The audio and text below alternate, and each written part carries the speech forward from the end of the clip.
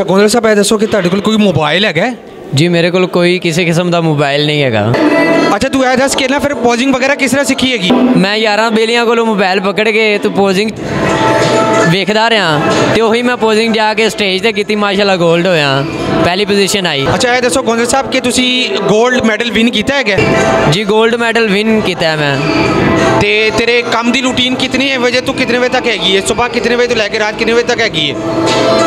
सुबह 9 तो रात 10 बजे तक काम ते रहना, तो 10 बजे तो फौरन बाद क्लब आ जाना, गेम वर्कआउट करके तो 12 बजे वेला हो जाना। गोंदल साहब तुसी ना अपनी कटिंग शटिंग जी तुसी की हुई है बॉडी नूं, उहदा कोई राज जिहड़े तुसी विंग्स ते सिक्स पैक एब्स बनाए हुए ने, अपने बाइसेप बनाए हुए ने ते होर ट्राइसेप बनाए हुए ने, इन्हां दा की राज है?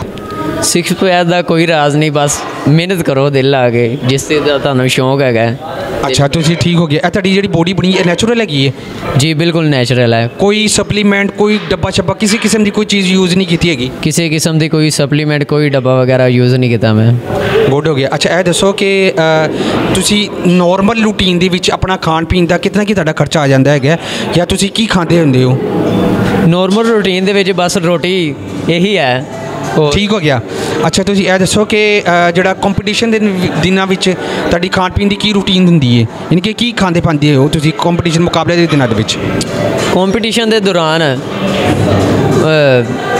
डाइट दसी जाती, उबले चावल, चिकन हो गया मुर्गी का, सैलड हो गया, शकरकंदी हो गई, लोबिया वगैरह ये उबाल के इस्तेमाल करना।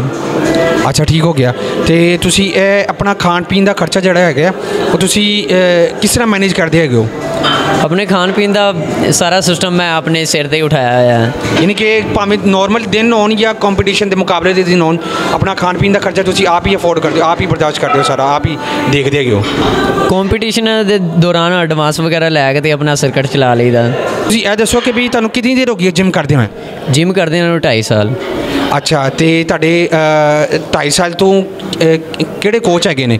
इक्को ही कोच ने या कोई कोच चेंज हो गया? तो जेकर कोई चेंज हो गया तो पहले का की नाम सी ते दूसरे का की नाम है? पहले कोच का नाम है सी सादक, लेकिन उन्होंने किसी किस्म का रिस्पॉन्स नहीं दिता। हुण इस टाइम जेडे कोच हैं उस्ताद शहबाज है, सादक कोल जांदा रहा लेकिन उन्हें काम ही लिया 2.5 साल मेरे कोलों। किते डिमर चकवा सुबह टाइम 5 बजे उठ के मैं उहदे कोलों काम करदा सी, डिमर वगैरह साफ करता सी, लेकिन उन्हें बस काम ही लैंदा रहा मेरे को, कोई किसी किस्म का रिस्पॉन्स नहीं दिता उन्हें। अच्छा सिर्फ तुसी सुनिया होगा व्यूअर्स जिस तरह कि ना ऊंची दुकान फीका पकवान, तो कि उन्हें सिर्फ तुहानूं ड्रीम्स ही दिखाए सी, सिर्फ उच्चे उच्चे ख्वाब ही दिखाए सी ते एन मौके ते उन्हें पैरों ते पानी नहीं पैन दिता?